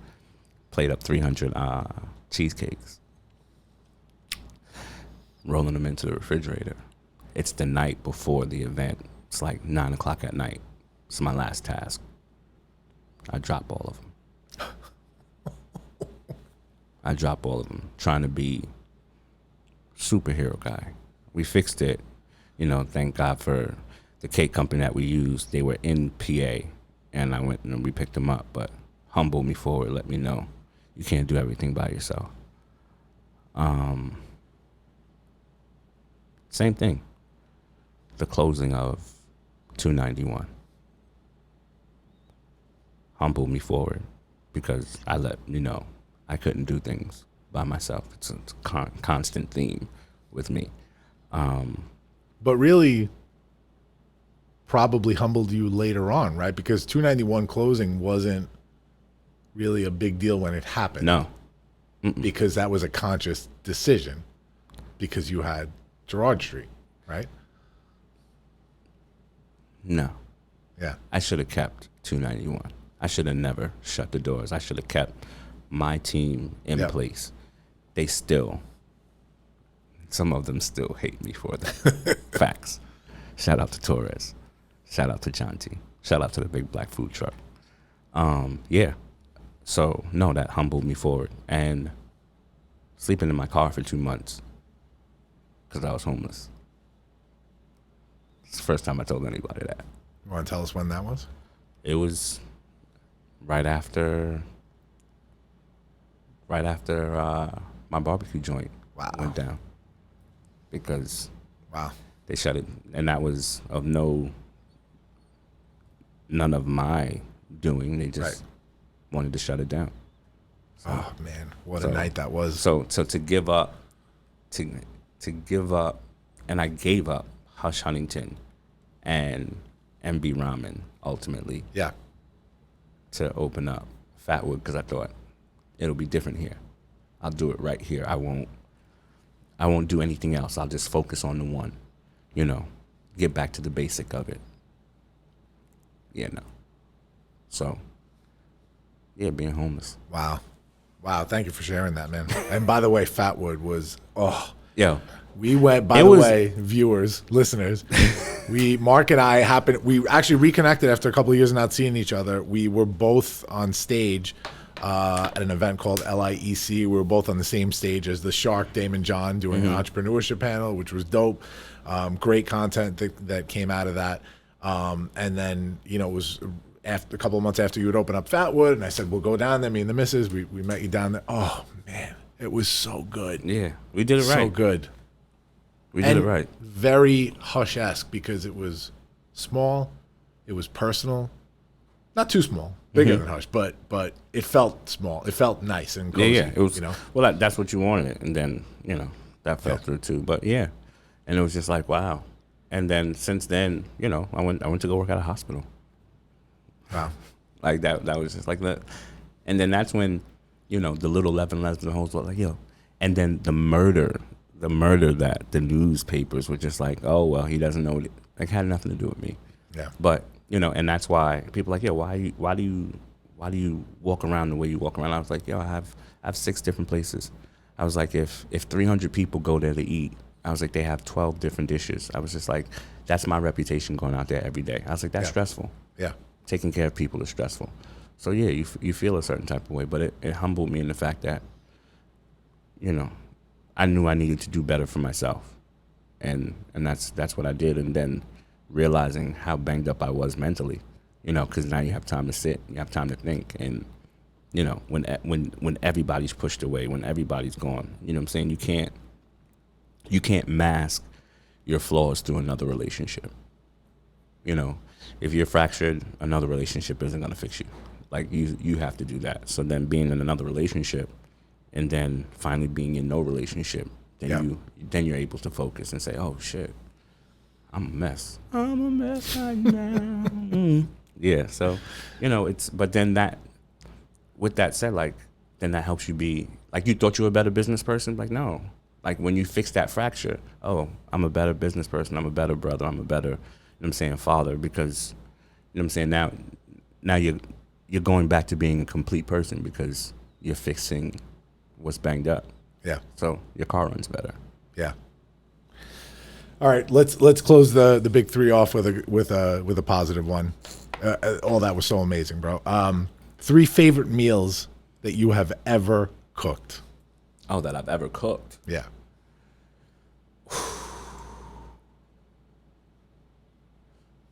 It's gonna be,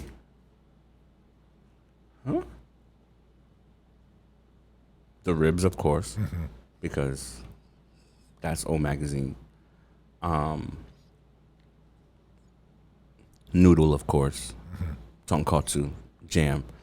And then one time there was a person that came into the restaurant when we first opened, and they wrote such a riveting review, and they said that the space between, what was it?